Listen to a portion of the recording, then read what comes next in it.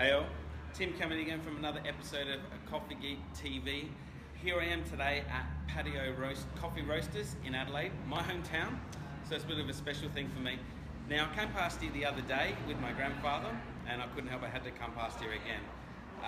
But in this episode, it's a very special episode for me today because joining me for this Coffee Geek episode are my grandparents. Where are they? There they are. Say hi. Hey.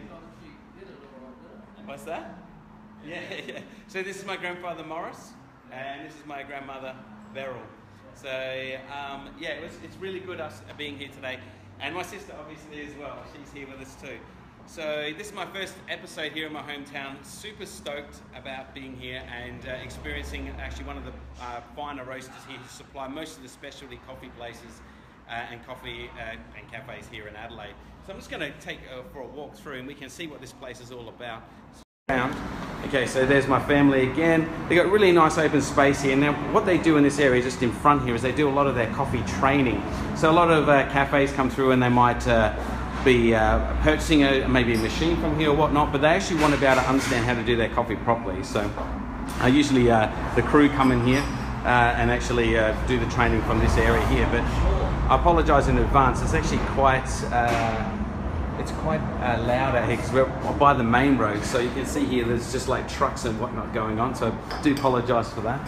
But here we come into the actual area where the cafe is, and this great fella here, this is my good mate Joel Calendar. We go probably, how long do you think we've known each other now, Joel? Oh goodness, About 15 years? About 15 years.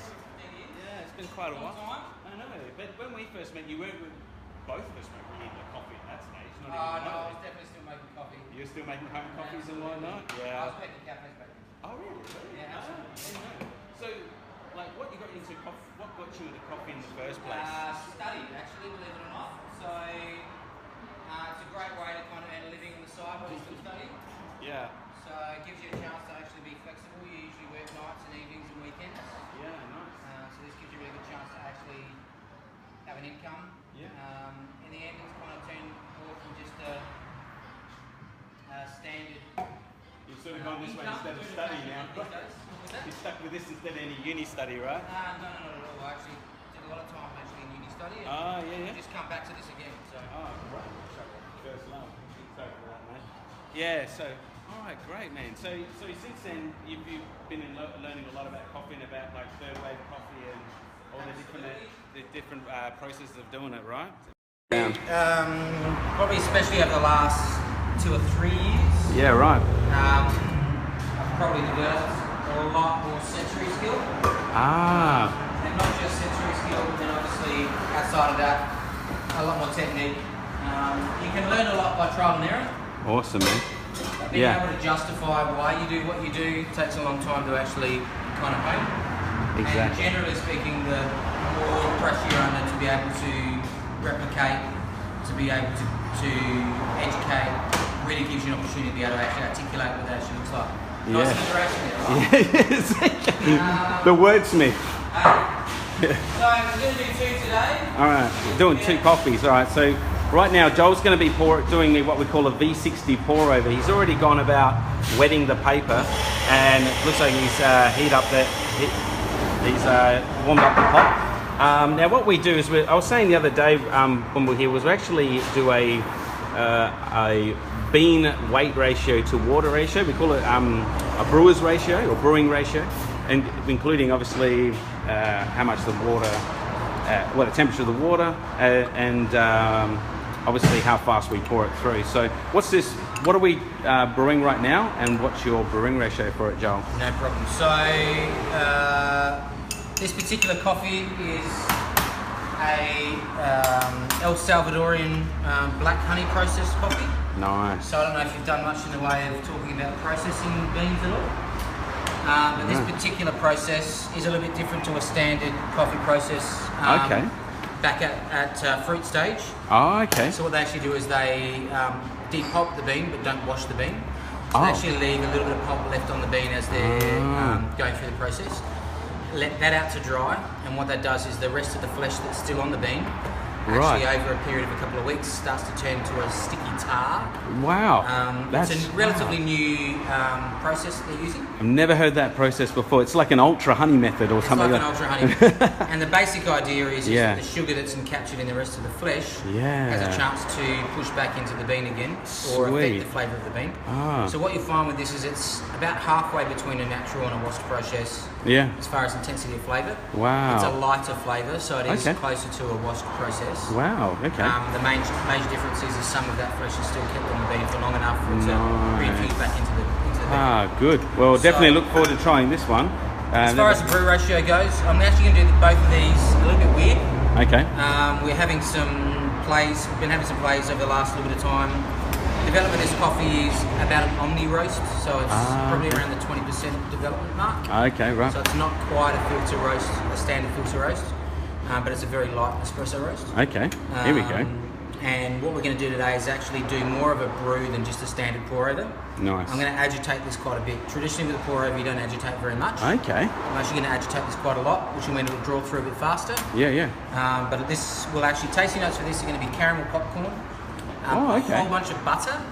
And in fact, I'm just trying to see if I've got a little card for you. Yeah. So almost like a more of a on the savoury end, is it? There we go. Here we go. Caramel popcorn butter. You'll get definitely get some chocolate at the back end. You're not going to get a lot of raisin the way that we're going to prepare this, but you're going to get a little bit of that. You're going to get a lot of caramel popcorn and then a whole heap of butter at the back end. Beautiful, excellent. You'll find the back of your mouth will really feel very salty. Oh my God, this is going to be amazing. So we're going to start. Basically what we do is we're going to do a blooming stage, which is allowing time for the coffee to degas. I'm actually going to force the blooming stage on this a little bit, which again is a bit of a new process. We're not really talking too much about this at the moment. One of our girls is off to the regionals this weekend. Beautiful. She'll be using a very similar technique in her coffee, and we may be able to try some of that with the second coffee for the day. Sweet. So you notice I'm actually giving this a very heavy agitation. Yeah. Which is basically allowing all of that coffee grind to actually have a chance to bloom. Sure. And degas. Excellent. You'll notice that there's not a lot of bubbles rising up. No, quite often not at all. in pour overs you'll get a large amount of bubbles. I'm not going to let this actually get to the point where it stalls. What I am going to do now is add a whole bunch of water in rather than just a little bit. I'm actually going to give it a quite a large wiggle or a shake. What that's going to do is unsettle the grinds to allow it to really brew. Yeah. So it's not a traditional pour over as such. No. It's more a brew version of a pour over. Okay. Interesting. That's excellent. There is method behind So I was going to say, is there like are you looking for a particular extraction out of that? Yeah. So our brew ratios traditionally around 1 to 10, 1 to 11. Yeah. It's generally where most pour overs will sit. You can go up to 1 to kind of 14, 15. We like to keep ours fairly robust. Nice. So around 1 to 10, this will be sitting right on 1 to 10. Total process time should be around that 3.5 minute. Beautiful. So a little bit longer for than the standard again for the water time or flow time. Yeah. I'm using 30 grams, so not 20. Yeah, sure. So it's actually probably slightly shorter. Yep. Than a standard one would be. Excellent. But the reason for that is I'm a bit selfish and I want to try a little bit for myself. Yeah, why not? I always like to have a little taste just to make sure we're on the money. Yeah. So you've dialed it in, as we say. Absolutely. That's it. Well, I have to admit, mate, it's an absolute pleasure geeking out with you on this. So, Quite okay. Yeah, someone who's like quite the veteran now in coffee. Come a long way. Definitely veteran. You should come over to Thailand one day, mate. I would really, really love to show you some of the awesome. If you haven't been already. There's a lot of great coffee in Thailand. And specialty and third wave coffee coming through there as well. Absolutely. How are you finding third wave coffee happening in Adelaide now? Is it still an emerging sort of thing? Because from what I've seen in other places around the world, Adelaide's still trying to getting the appreciation up for third wave coffee as opposed to just like give me my coffee, give me my caffeine. I think it's the same pretty much anywhere. you always have a subset of any community. Adelaide's community is a smaller community in general. True. So the subsect of their, I'm going to use the word specialty coffee. Yeah. Their specialty coffee subsect is probably slightly smaller. Yeah. I don't necessarily think it's a smaller percentage, just a much smaller group of people. Yes. Pretty much everybody in Adelaide knows everybody. Yeah. Exactly. Case in point. Yes. So it's really easy to know everybody who's running in that industry. Yeah. So it doesn't necessarily mean that the industry isn't pushed.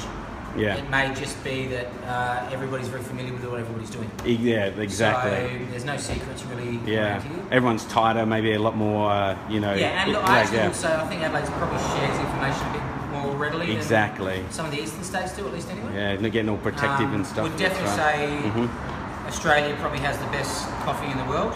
Yeah, wow. And that's trying to be as unpretentious as I can with that. Yeah. Is that purely from the roasting as well as the brewing? Just all of the above? Across the board. Pretty much everything from grain to cup. Yeah. Australia would be at the pinnacle of coffee at the moment. Yeah. A lot of Southeast Asia is starting to really rise to that. Yeah. They're probably better than Australians in a lot of ways at alternate brewing methods. Yeah. V60s, pour overs, even siphons. Yes. And to some degree aeropresses as well too. Yeah. And what about cold brews? Maybe there as well? Or not so much. No? No, cold brew is definitely, and again, this probably comes down to a flavour thing. Yeah. The lighter, more tea-like style coffees. Yes. Generally tend to think, and again, this is a very big, maybe a very big sweeping statement. Yeah. I generally do see a lot of that kind of Hong Kong, Japan guys bringing. Yes. Definitely. Lighter, fruitier, tea-like, probably more naturally developed from the flavours that they've come from. They're used to drinking teas. Whereas the US, Australia's been very fortunate with kind of somewhere stuck in the middle. Yeah. Somewhere like the US and a lot of Europe are very used to those very heavy Italian-style roasts. Yes. Really heavily cooked. Yeah, absolutely. So our taste buds and our flavour taste buds have been coming from the exact opposite. Yeah. Australia's been lucky enough to kind of meet somewhere in the middle. Yeah.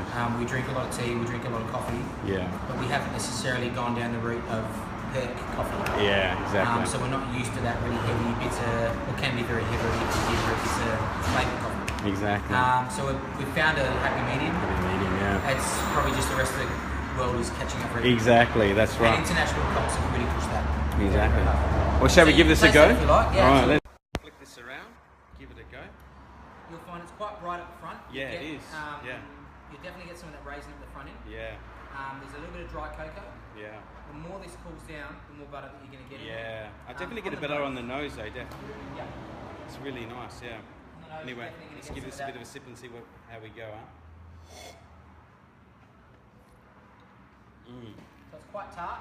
Yeah, very tart. Raisin on the finish, on the beginning. Sorry, never get that cocoa. Just on the bit and on the back range. But excuse me. So the cooler that that gets, the more butter you'll get coming through there. You'll find that will really start to hit the sides of your mouth, like salty butter does. Yeah, exactly. It becomes very kind of dry in your mouth. Quite chappy is what I like to say. Yeah. Absolutely. So I'm going to prepare your second one. Very different to this first one. Sure. Will be much heavier fruit oriented. Yeah. We might go with something like a canyon or something like that. Yeah, exactly. Canyon is super bright. It's very mandarin-y, quite light and very cushy up front. Sure. No but worries. will taste a lot more syrupy than this. Just the process that's done of it. Well, what I'll do, this has been going for a while. I might wrap this up anyway now. But thanks anyway, Joel. No problem. Joel from Patio Coffee Roasters. Absolute champ. It's great geeking out with another fellow coffee geek. And I'll follow you up with a bit more of what's happened here today. We may do another live. We'll see what happens. I've got limited data, unfortunately, here being in Australia. But thanks for being with us. Tim coming in from coffeegeek.tv. Peace out. Take care.